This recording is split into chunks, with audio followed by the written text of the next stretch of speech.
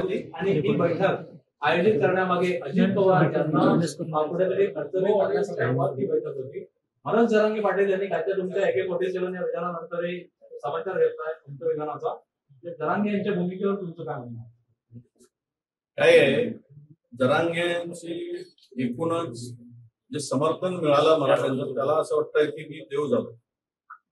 त्याच्या डोक्यात एवढी हवा गेलेली आहे की त्याला वाटतंय की आता आकाशाला माझ्या एवढा नेता कोणीच नाही, सर्व मीच आहे. म्हणजे देवही मीच आहे, दानवही मीच आहे, रावणही मीच आहे ना राक्षसही मीच आहे, असं सगळं वाटायला लागलं. या भावनेतून ते बोलतायत, ज्या पद्धतीचं वक्तव्य ते करायला लागले. संपवून टाका, परवा करू नका, म्हणजे मारून टाकायला लागलं काय मराठा तरुणांना. हे असं उस्कावणी देऊन, त्यांना चिथावणी देऊन काय ओबीसी लोकांना मारून टाका असा आदेश द्यायचा की त्यांना. ज्या पद्धतीचं वक्तव्य ते करतायत. काँग्रेस मराठ्यांना उभी केली. अरे सगळे मराठ्यांनी उभी केली, काँग्रेस सगळ्याच समाजांनी उभी केली. मराठा समाजही होता, ओबीसी होता, आदिवासी होता, दलित होता, अल्पसंख्याक होता, सगळ्यांचं समर्थन लागलं. त्याला पुढे विरोध आहे. आणि काँग्रेसने सर्वाधिक मुख्यमंत्री पण काँग्रेसने दिले ना, हेही पुढे लपून राहिलेलं आहे. त्यामुळे हा काय बडबड बडबड बडबड बडबड जी चालली आहे म्हणजे अंगात आल्यासारखी. आणि ज्या पद्धतीचं माझी कुठल्याही भुजबळांच्या बरोबर गुप्त बैठक झालेली नाही, कधीच झालेली नाही. हे काहीतरी हवेवर बोलणं आणि लोकांना बनवणं, दिशाभूल करणं असा प्रकार तो आहे. त्यामुळे यामध्ये 1% तथ्य नाही. मी आणि भुजबळ एकत्र बसलो, भुजबळ साहेब, आणि आमचं गुप्त बैठक झाली.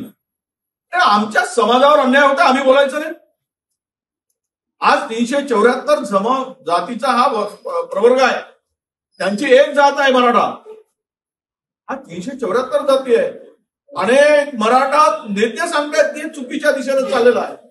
जर जरांगेंना आरक्षण आणि गरीब पोरांचंच भलं पडलं आहे तर तुम्ही नोकरी विषयक आरक्षण मागा, शिक्षणामध्ये आरक्षण मागा. पण तुम्हाला ओबीसीतूनच आरक्षण कशासाठी पाहिजे? EWS मधून तुम्हाला 8.5% फायदा होतोय, ओपन मधून तुम्ही फायदा घेताय. आणि मग तुम्हाला आमचा राजकीयही आरक्षण सगळं घेऊन घ्यायचा. मग आम्हाला काही गुलाम बनवायचं आहे काय? यांच्या ताडाखालच्या मांजरून जगू काय? यांना आम्हाला सर्व ओबीसीना यांच्या बैलगाडीच्या खालचा कुत्रा म्हणून आम्हाला टाकायचं आहे? काय करायचंय याला? आणि काहीतरी बडबड करतो जरांगे.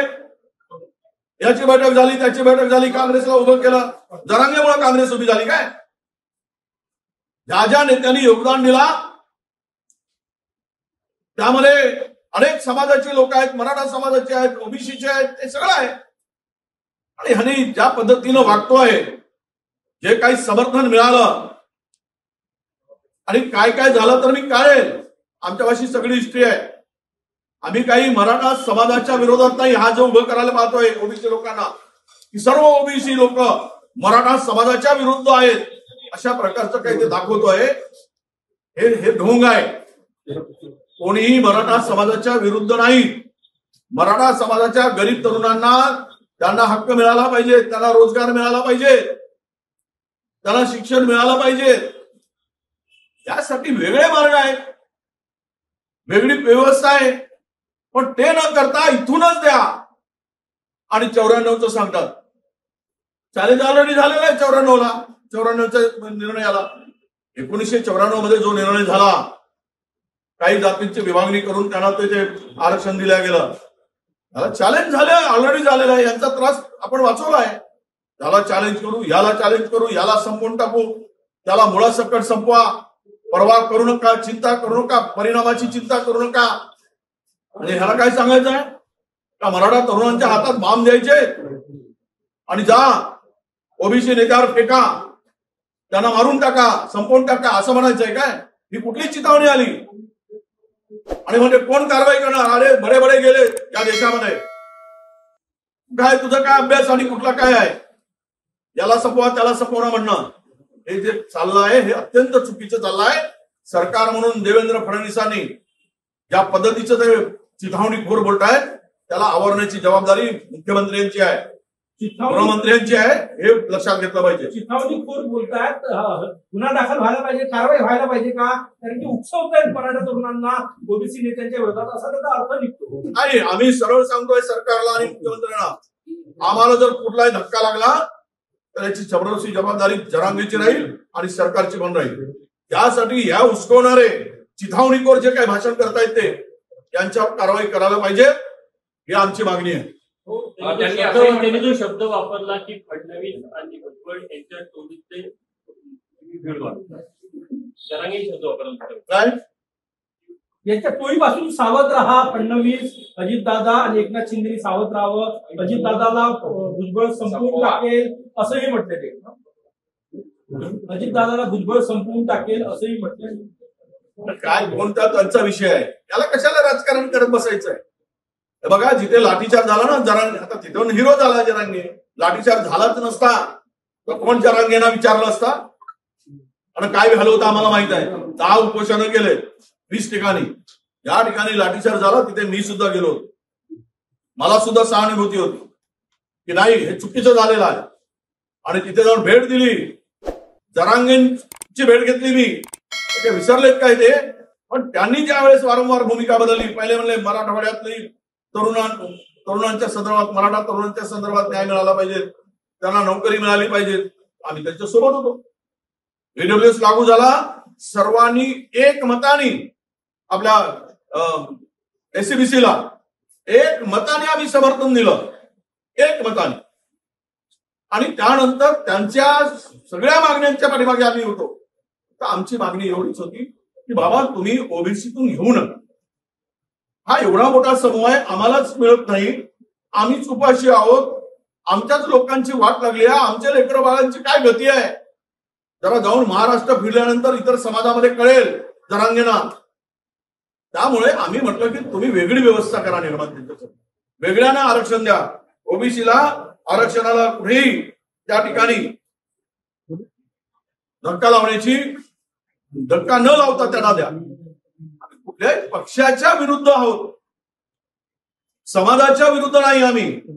आम्ही जर आमच्या ओबीसी लोकांच्या साठी जर लढण्याची भूमिका आम्ही जर घेत आहोत, ते जसे म्हणतायत ते चुकीचं आहे, ते म्हणले ते 100% खरं आहे असं म्हणून चुप राहायचं का?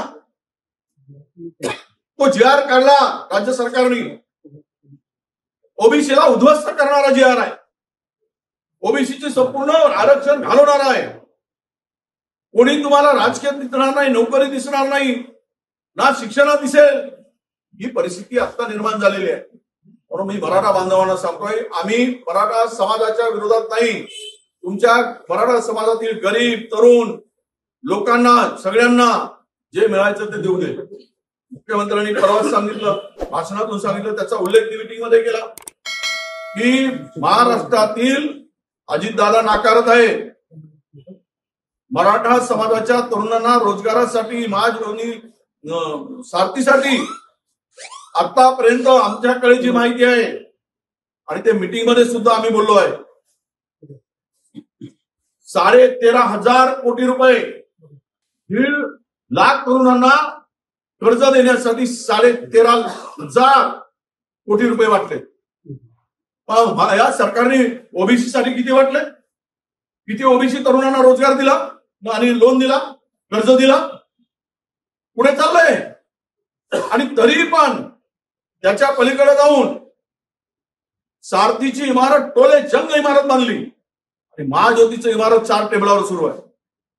त्याला पैसे दिले नाही, एका खाजगी संस्थेला पैसे देऊन टाकले. ओबीसीच्या हॉस्टेल बांधण्यासाठी पैसे नाही. आणि सारथीला कोल्हापूरची इमारत, पुण्याची इमारत, 500-500 कोटी रुपयाची इमारत बांधली, 800-800 कोटी रुपयाची, जवळपास 20,000 कोटी रुपये या मराठा समाजाच्या सवलतीसाठी दिले.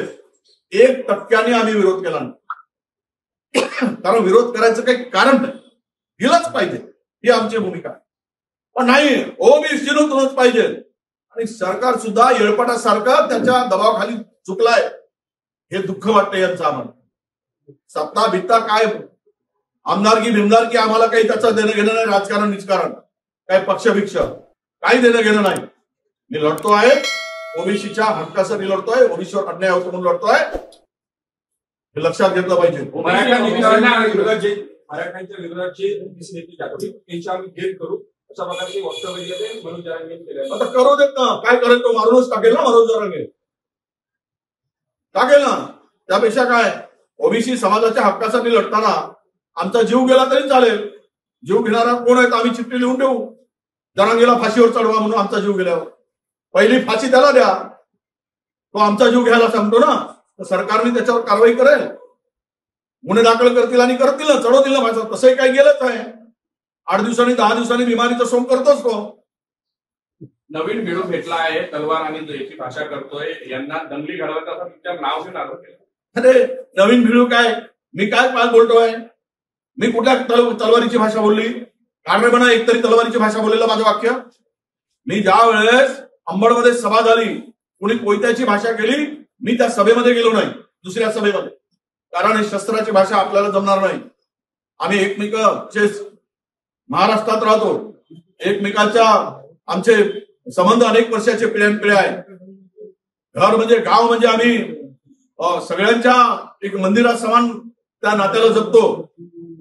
ह्यामध्ये एक तरी शब्द मला दाखवा की विजय वडेट्टीवारांनी कधी तलवारीची भाषा केली काय, कधी बंदुकीची भाषा केली काय? आम्हाला अजिबात हे जमत नाही. आणि संपवून टाकायचाच विचार आहे, मारून टाकायचं मारून टाका. ज्या त्यांच्या हातामध्ये 10-20 टोळक्या आहेत, टोळक्यांचा समूह असेल तर AK-47 मी कालही बोललो, पुन्हा काही एडव्हान्स बंदूक असतील तर देऊन टाका, उडवायला सांगून टाका, मग तुम्ही जिवंत राहा एकटेच. ही पद्धत आहे समाजाला भडकवण्याची, हे बंद केलं पाहिजे जरांगे पाटलांनी. हक्का मागायचा आहे तर तुम्ही नाही मागा, आम्ही मागतो लढून. तुम्ही मोर्चे काढले, आम्ही मोर्चे काढतो, त्यात काय मोठा गोष्ट आहे? आम्हाला आमच्या अधिकारासाठी लढण्याचा अधिकार आहे लोकशाहीमध्ये. नाही आम्ही मोर्चा काढणारच नाही, आम्ही बोलूच नाही. म्हणजे तू कोण लागला रे खंडोबा, तूच बोलशील आणि आम्ही बोलणार नाही? हेच चुकीचं होत आहे. हे सरकारने लक्षात घेतलं पाहिजे आणि अशा प्रवृत्तीचा बंदोबस्त केला पाहिजे.